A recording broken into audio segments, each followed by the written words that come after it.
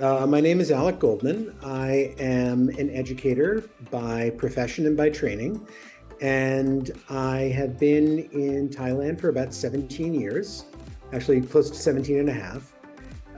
I've recently started my own company doing educational consulting, specializing in personalized learning and mentoring and project-based learning, where we're providing an experience that will help students to find their passions and be able to pursue them in a way that will give them a relevant career and a relevant future. My motivation to move to Thailand was I was at a point where I was ready to leave one career and sort of try and figure out the next steps. And I had pretty much figured out that I wanted to teach full-time because I was looking at what I had been doing, and that was the thing that gave me sort of the most pleasure, the most joy. And I had some Thai friends back in Washington, D.C. who said to me, you know, if you're going to teach and you're going to figure things out, Thailand's a great place to go. Teachers are paid pretty well, relative to the cost of living, and they're fairly well respected in society, and so this might be a good time. And at that point in my life, I kind of knew if I didn't do it then, I probably would never do it. And so that was really my motivation, was to experience something new and try living someplace other than America. I came here without a job. So the first, because everything I'd read said, if you're going to come here as a teacher, you're better off, coming and applying in person once you're here. That way the schools know that you're here. They don't have to worry about whether or not you're actually going to show up. And, so getting here, hitting the ground running, and finding my first position was definitely one of the big challenges. Language barrier as well, although being in Bangkok helps quite a bit because you've got a lot more Thais who speak English here than you do in most of the rest of the country. And then, just finding someplace to live, signing a lease. I didn't really want to live in sort of the central expat area of Sukhumvit, and so I looked a little further out. And in 2006, Udamsuk was not, there was no BTS there. It stopped it on Nut. And so, living out there, again, you didn't have a lot of English speaking folks. And so, the language barrier was a little bit of a challenge, but not much.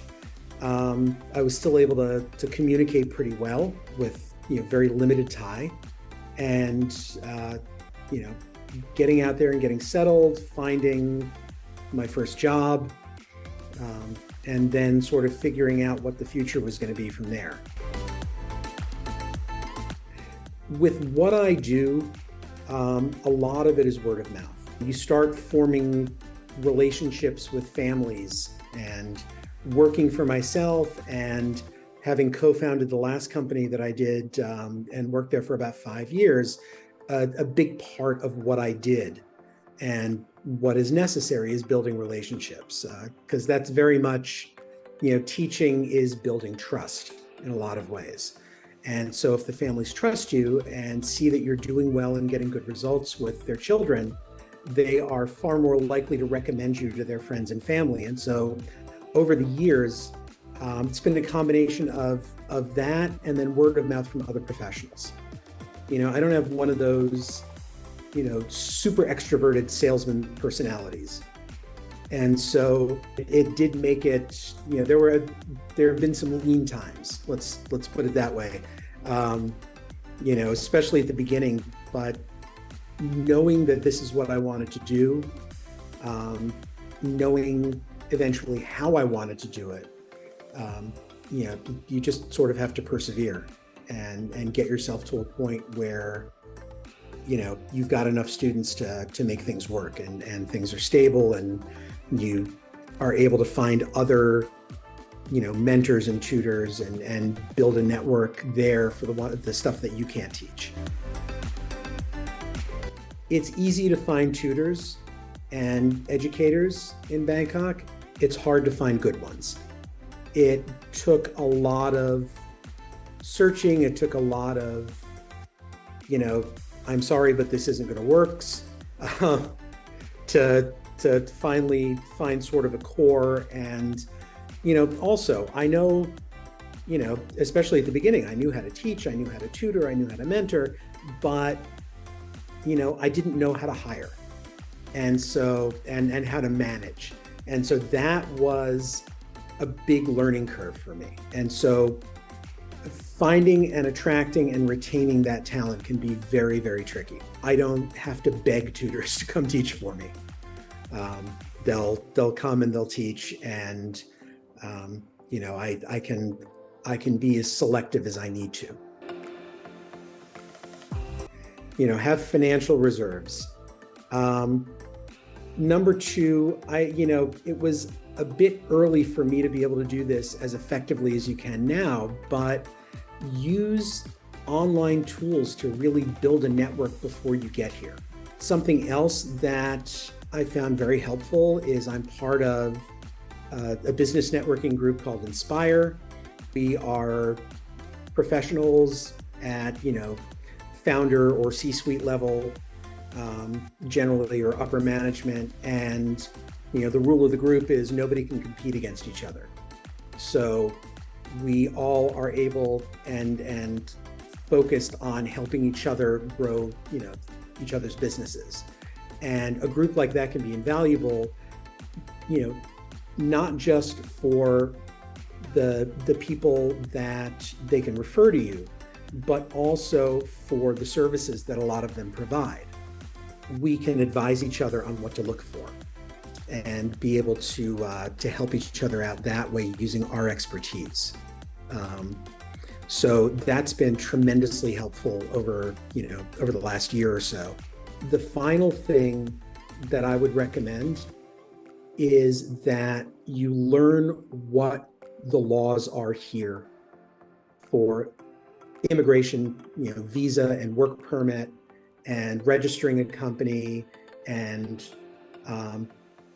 for Americans looking at the Treaty of Amity between the US and Thailand, which allows Americans to fully own corporations or companies here in Thailand. We're the only foreigners who are allowed to do that. Americans tend to get very insulated in their mindsets. We grow up with this sort of indoctrination that, you're growing up in the best country in the world, and there's all the opportunities in the world here. Well, no, there's all the opportunities in America there. There's a world of opportunities outside of America, and I think Thailand's a great place to explore some of those. It's still developing, so there's still a lot of things that are very exciting about doing business here. And, it's definitely, something that you should try. Especially if you've got an entrepreneurial mindset. You live here so long, a lot of times you wind up focusing on the things that you don't like here. But I think some of my favorite things here are sort of there's an attitude and an open-mindedness that are very helpful and very comforting. People tend to accept you as you are.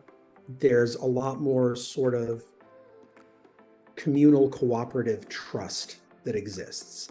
And the perfect example that really sort of brought this home for me is many years ago, I was sitting in a shopping mall, like a small sort of strip mall, way outside of the expat center. This was out near Fashion Island in the Ramintra area. And I was looking, having my coffee, just sort of looking around. And I realized you had kids sort of just running around on their own. And there was this sense, this sort of general assumption that people would take care of each other's kids and people could be trusted in general. And that's almost the opposite mindset that you find in America. And that sort of environment and attitude really are, some of my absolute favorite things about it.